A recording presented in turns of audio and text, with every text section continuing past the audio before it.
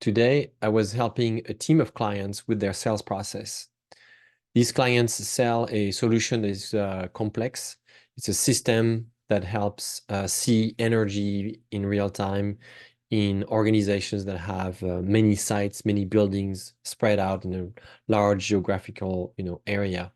And it's a complex system to sell because it's very technical, first of all, but also it's very innovative. It's not something that their potential clients have seen already.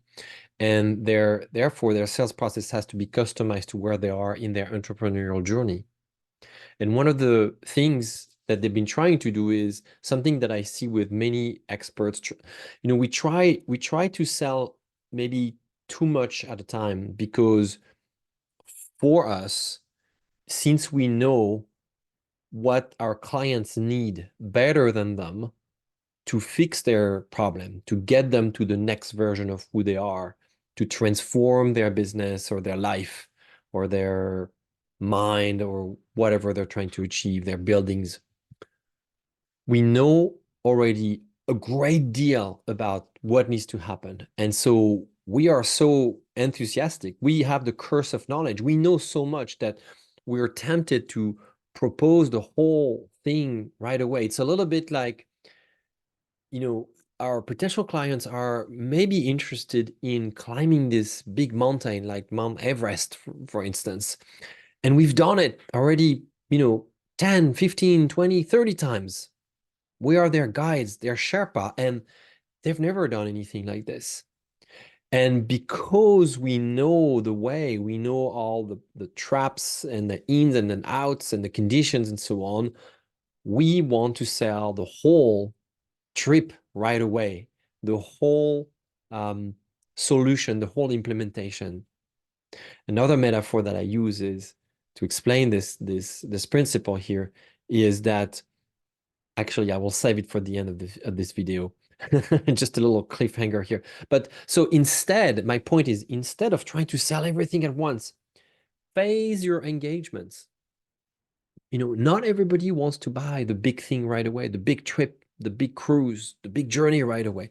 Maybe many people are willing to spend little by little, and really, as they see the value, they can assess their capacity to embrace your solution, to implement your systems, your advice, little by little, and then digest, over time and be more successful. And that's a normal behavior. That's a normal pattern that we see in in many places in life.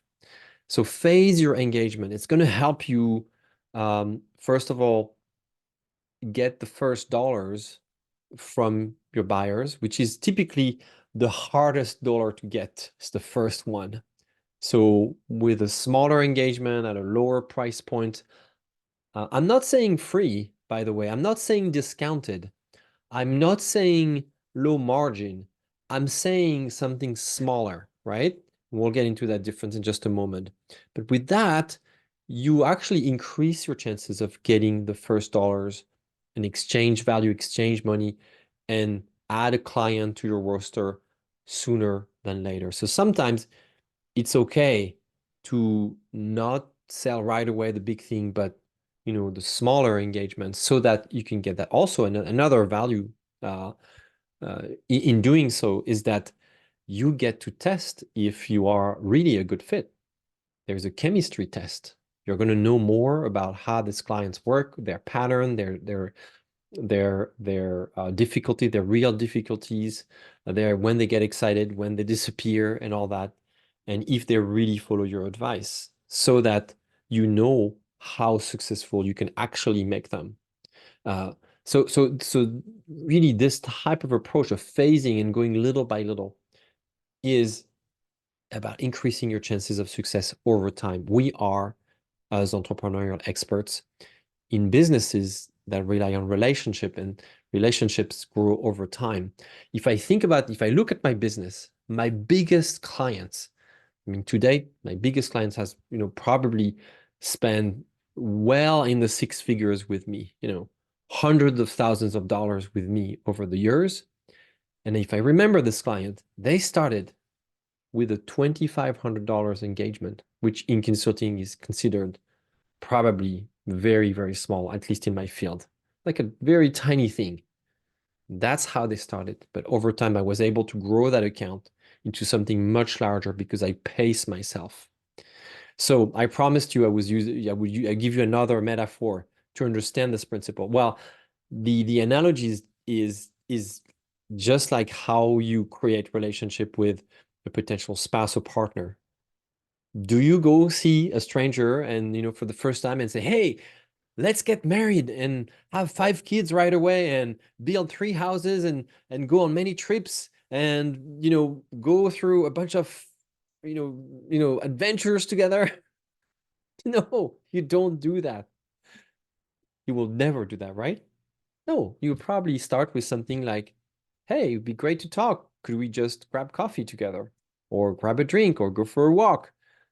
Little commitment, but still a commitment.